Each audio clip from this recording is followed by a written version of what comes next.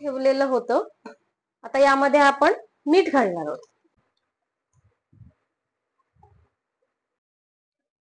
खोबरं आणि त्यात हे मी घालते थोडीशी हळद.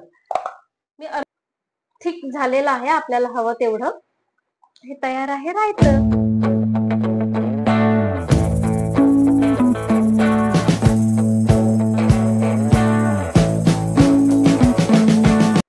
नमस्कार, मी doctor Mrunal. The food prescription या युट्यूब चॅनल मध्ये तुमचं सर्वांचं स्वागत आहे. आज मी बनवणार आहे रायवळ आंब्यांचं रायतं. ही माझ्या आईची रेसिपी आहे. आई माझी खूप सुंदर बनवते. आम्ही जेव्हा जातो माहेरी तेव्हा आम्ही तिला नेहमी सांगतो की तू तुझ्या हातचं आम्हाला रायतं करून घाल.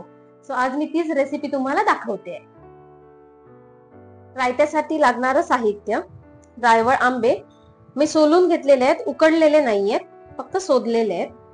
गूळ, खोबरं, धणे.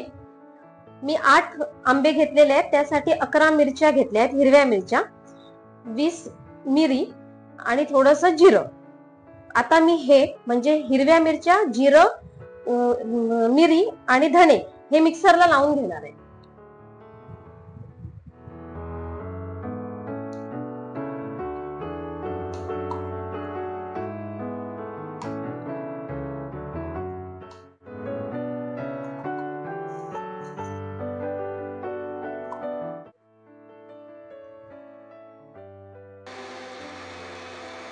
हे थोडंसं पाणी घालून मी एकदम बारीक वाटलेलं आहे. हे वाटलेलं साहित्य आता आपल्याला कैऱ्यांना लावून घ्यायचंय.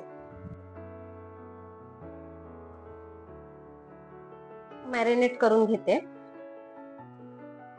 आणि लगेच आपल्याला आता हे फोडणीला घालायचंय.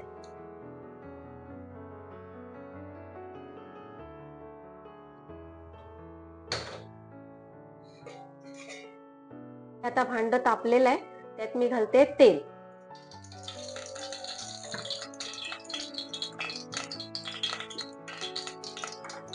तेल छान तापलं की त्यामध्ये आपल्याला घालायची आहे मोहरी.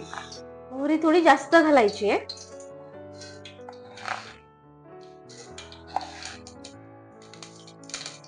मी इथे 4 छोटे चमचे मोहरी घातलेली आहे. मोहरी छान तडतडली आहे, त्यामध्ये आपल्याला हे आंबे ठेवायचे.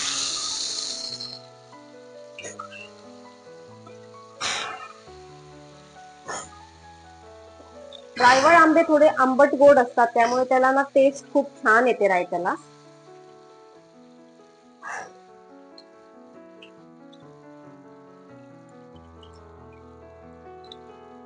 यात थोडंसं आपण पाणी घालूया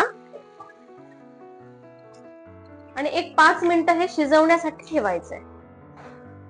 झाकून ठेवूया. त्याला एक उकळी येऊ देत.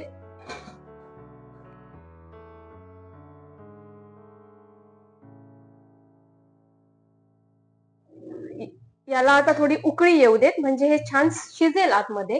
तोपर्यंत आपण हे खोबरं आणि आतमध्ये थोडीशी हळद घालून मिक्सरला लावून घेऊया.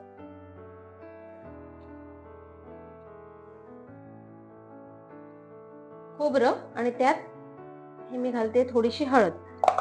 मी अर्धा नारळ किसून घेतलेलं आहे खोबरं. यात थोडंसं पाणी.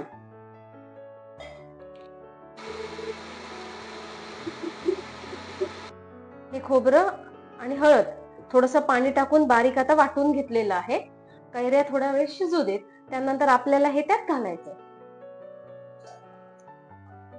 आता बघू शकता हे आंबे शिजलेले आहेत.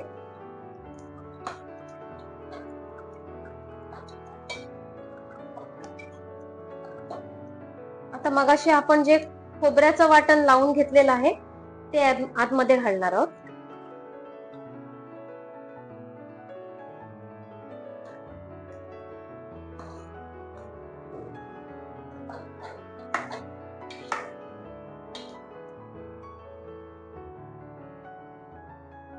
आंबे शिजण्यासाठी एक मी 5 मिनिटं ठेवलेलं होतं.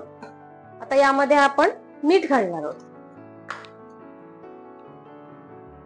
चवीपुरतं मीठ.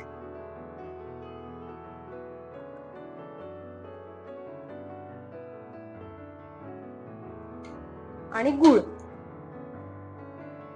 रायवळ आंबे खूप गोड असतील तर गूळ कमीच टाका.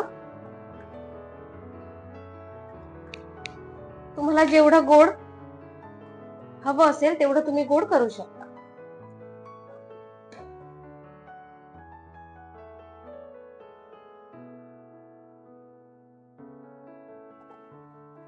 आता मी हे परत 5 मिनिटं वाटप टाकल्यानंतर छान उकळून घेतलंय आणि आता थिक झालेलं आहे आपल्याला हवं तेवढं. हे तयार आहे रायतं.